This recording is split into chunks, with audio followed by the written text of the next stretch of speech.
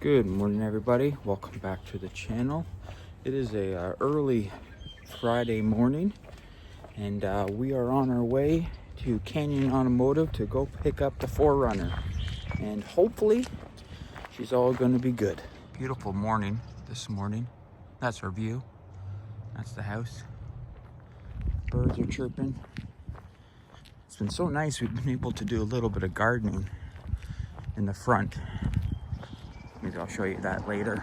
Yeah, this is an exciting day, especially for that lady there. So she's been working hard to pay for all these repairs, and if everything is good, we still definitely got a good deal.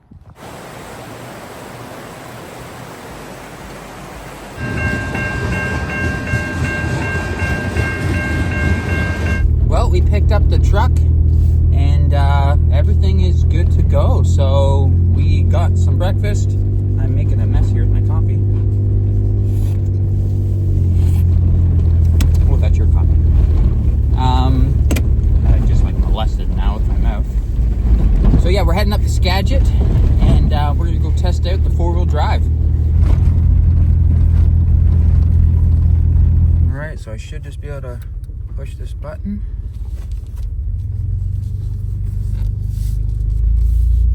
Lights flashing. He did say sometimes you gotta turn to gauge it.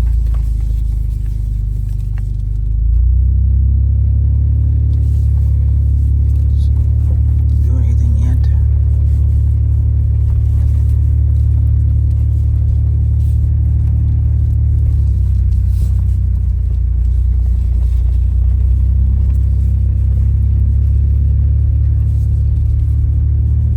So it took a minute.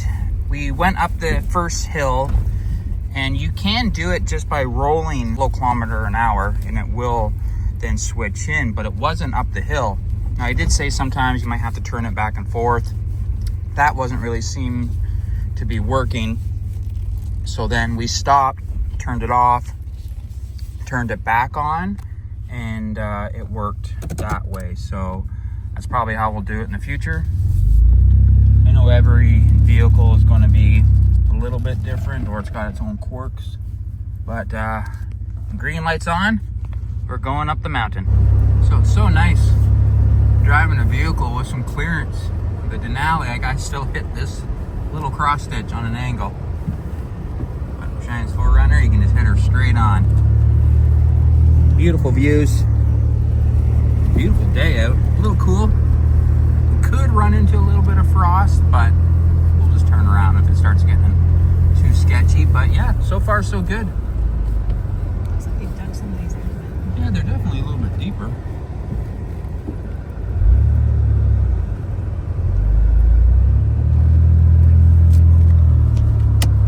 Turn off that emergency brake. So you guys might be wondering about the lights on the dash, the check engine light. A code came up, and we just asked them to leave it off because, or not clear the code. This thing has really bad traction control, and the only way it turns off is if you lock the diff down here, and it's a pain. It's horrible, actually, how bad it is, and it limits the power. So with that cleared, now we are in control of the power, and we're fine of driving a vehicle with some dash lights on. We will eventually do the switch. I forgot what they call it, but it's so you can turn on and off that option, and that's what people will do. So in the future we'll do that, but for right now we're fine with just cruising with some dash lights on. So that's what that means.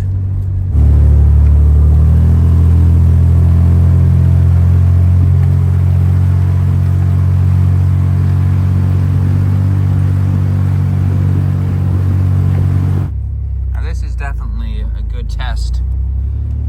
On my gauge I have in the Denali, it's maxed out at 30 degrees here. So I'm assuming it's probably a little bit more than that. Camera's never does it justice, but it is so steep.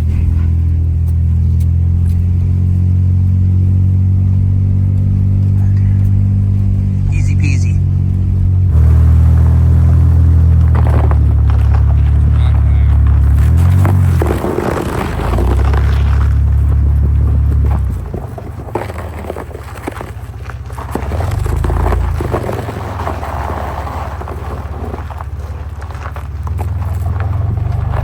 Well, we got our first issue. Our headlight bulb fell out. Oh, that's funny.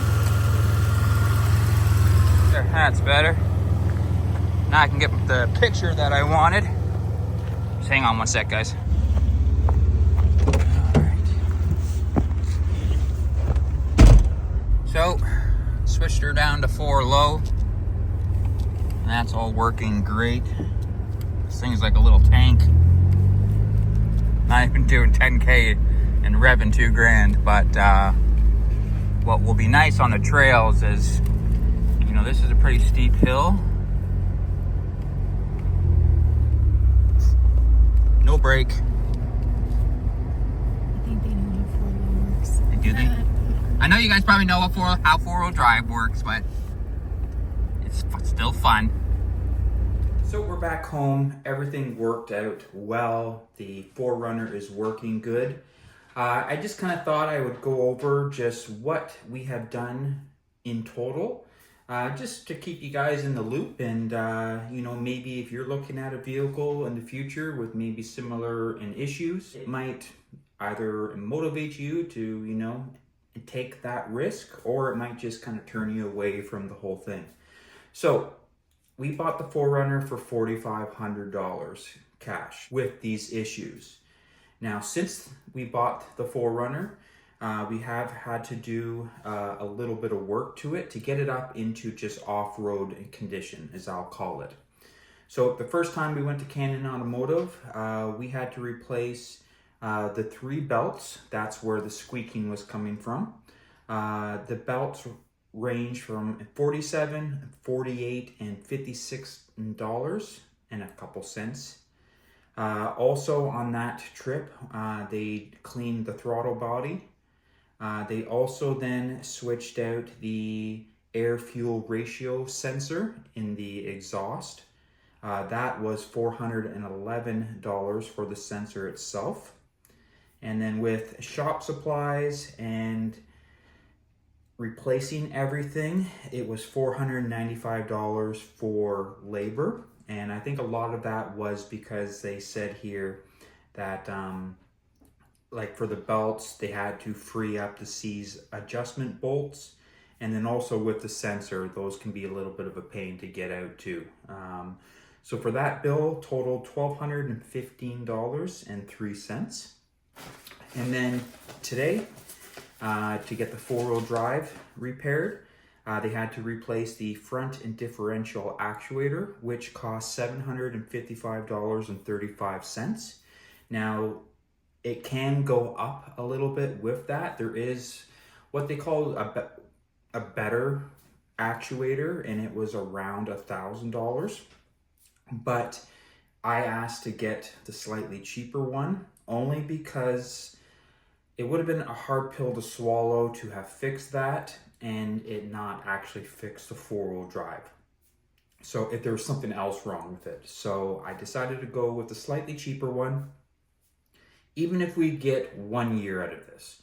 To me, I'll pay $1,000 for the nice and for the better one here in the future if needed. But I think this one will last for a few years.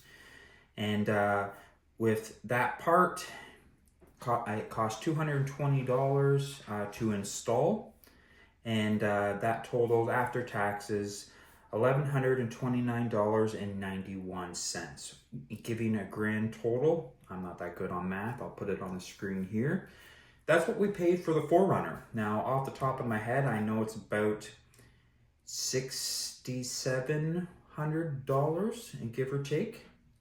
And to me, for a 4Runner with aftermarket rims, a 3-inch and lift kit, that alone is online for almost $5 grand. as clean as it is, I think that was an incredible deal, and it was well worth the risk. So if you guys, are in the market for an off-road vehicle, you maybe see a 4Runner that needs a little bit of work, it might just be worth looking into maybe buying that. Did we have $7,000 and basically at that time that we bought it? No. So for us, this was almost an easier way to get into a good 4Runner than just trying to save up that additional almost $3,000. So to us, this was definitely worth it. We're super excited. I will say, if you are looking at one, pay attention and really look at just the condition and how everything else is working. This 4Runner drives incredibly smooth. It shifts incredibly smooth, and overall is in really good shape. So I was confident that it was taken care of for the most part, and that's why we made that risk. So it all worked out in the end. We're super excited just to get out, hit the trails, and just have some fun. So, but that will be in a future video. Until next time, guys, take care, and we'll see you in the next one.